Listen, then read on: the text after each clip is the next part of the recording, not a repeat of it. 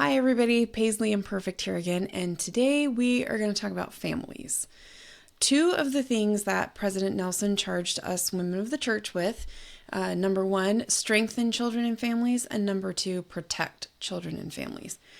And to be completely honest, when I started to put together my thoughts for today's episode, I actually wanted to talk about speaking up and speaking out.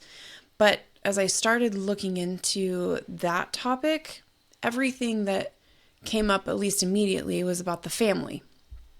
And so I kept coming across all of these quotes about the family and how we need to defend it and we need to speak up and speak out. And before I go any further, however, I want to make sure that I am very clear. Every family is different. Every family is different. Some of us come from broken homes. Some of us come from multiracial or multicultural homes. Some of us come from families that don't really feel like families. And I'm not here to judge you or your family. That's not my job. What I am here to do is share what the prophets have told us about families and what our obligations and responsibilities are as sons and daughters of an eternal family, sons and daughters of our Heavenly Father. So you may remember me saying this before, but it's worth repeating. It is incredibly important for us to remember that the prophet and apostles are obligated to and responsible for teaching us what the family is supposed to look like. It's part of their calling. They are obligated to it and responsible for it. They have to teach us those things or we won't know what to strive for. The family structure had to come from somewhere. It came from our Heavenly Father. They are responsible for teaching us where it came from, what it's supposed to look like, and how we can get there. Also, they have to teach us those things because that's what it's going to look like should we make it to the celestial kingdom. That's what our Heavenly Father's family looks like, so we shouldn't be surprised when we get there. All of that being said, my thoughts for today's episode are centered around another talk by President Kimball. This one was back in 1980, and it's called Families Can Be Eternal. I'll make sure that there's a link in the video description. At the very beginning of his talk, he's pretty clear about his point. He says, from the beginning, the Church of Jesus Christ of Latter-day Saints has emphasized family life. We have always understood that the foundations of the family as an eternal unit were laid even before this earth was created. Society without basic family life is without foundation and will disintegrate into nothingness. Therefore, whenever anything so basic as the eternal family is imperiled, we have a solemn obligation to speak out, lest there be critical damage to the family institution by those who seem to be deliberately destructive of it. I think we all know who the number one culprit is for being deliberately destructive of the family. The very person who betrayed his own family before this life, and is now trying to destroy our families. And, I had another thought as I was reading this, and I hope that I can articulate it because I hope I can articulate it clearly. It has the potential to be offensive. And I wrote it down to try and help me. As a global church, we strive to be inclusive, and we should be inclusive. Everyone is welcome. Something to that effect is on our church signs, on our buildings. All are welcome. Everyone is welcome in the gospel of Jesus Christ. It doesn't matter what you look like. It doesn't matter what your circumstance is. It doesn't matter what your family looks like. And it doesn't matter what kind of a circumstance your family is in. All are welcome in the Church of Jesus Christ. Defending the foundational and fundamental structure of the family should not cause exclusivity. In other words, while it's important to defend the core principles of family structure, that should not result in excluding or marginalizing others. If you want to come to church and you are divorced and a single parent, please come to church. We need you there. We need your perspective. We need your voice. We need your opinions. We need you. We need you there. And in another way, just because your family does not fit within the ideal family structure, that does not mean that you are not welcome or included within the church or within the gospel of Jesus Christ. If you are made to feel otherwise, it is the mistake of the people there. It is not the intention of the church or the gospel itself. President Kimball noted, many of the social restraints which in the past have helped to reinforce and to shore up the family are dissolving and disappearing. The time will come, remember this was in 1980, the time will come when only those who believe deeply and actively in the family will be able to preserve their families in the midst of the gathering evil around us.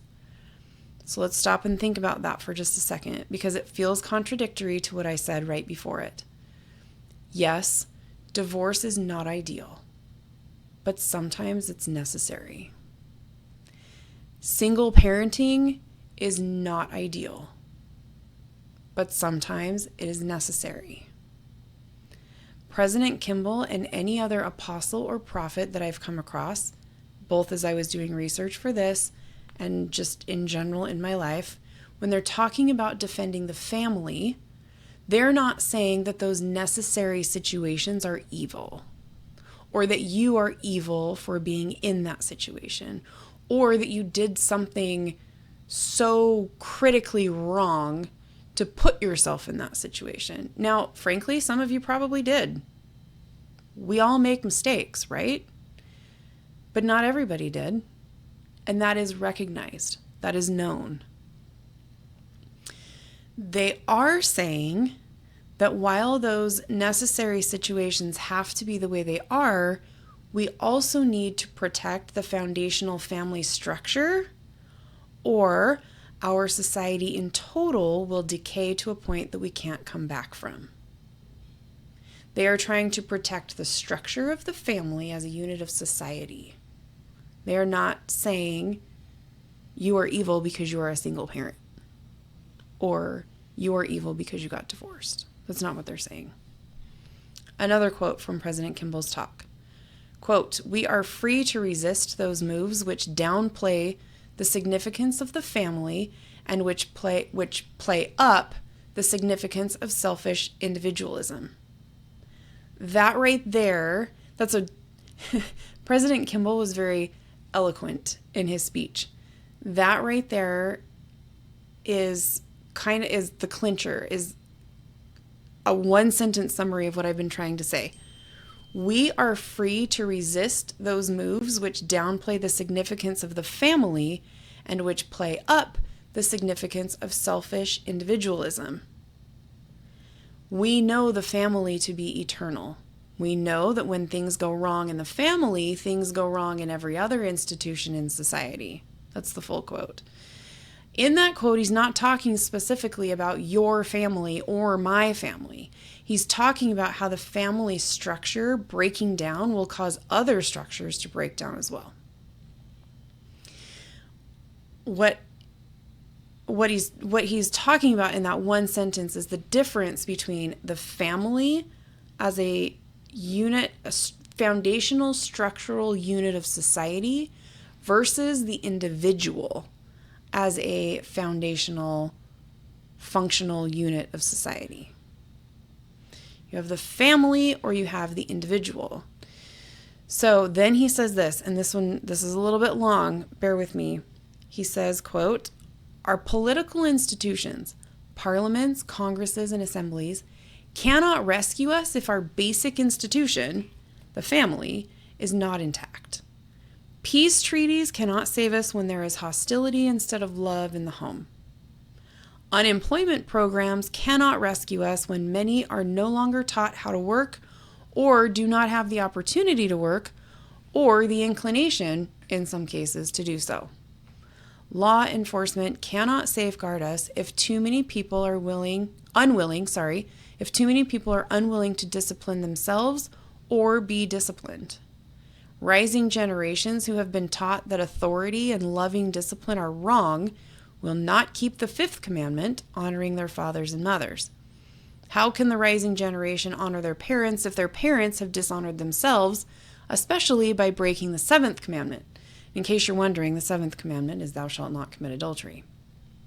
Okay, so now thinking about it just logically in my brain, thinking about the family as the place where we learn things like peace, love, harmony, how to share, how to work, how to be a functioning individual.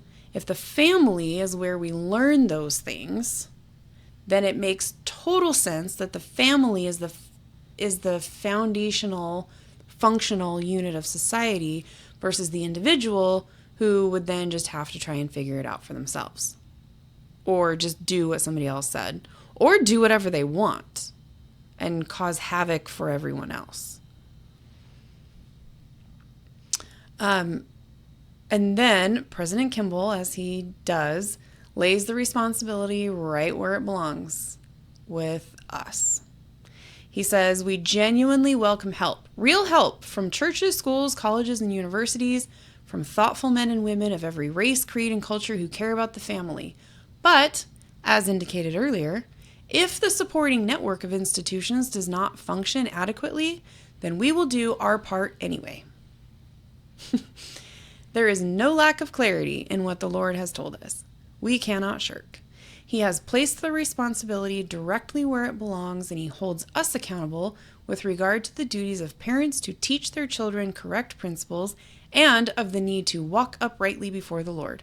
And there is no substitute for teaching our children by the eloquence of example. So parents, we are responsible for teaching our children. That is our job. Like literally our job.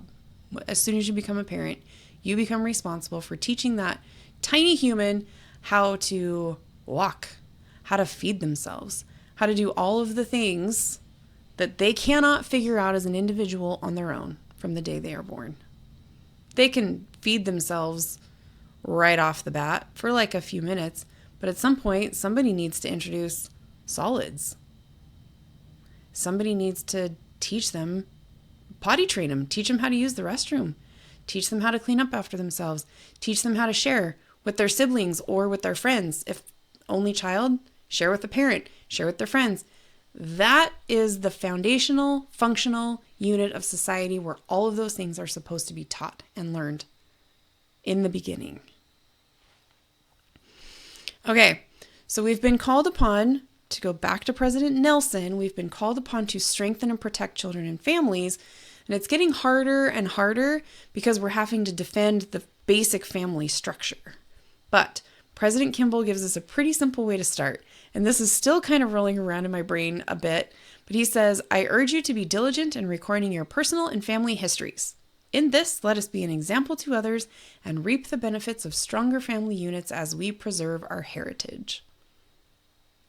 So, to preserve the family as a functional, foundational,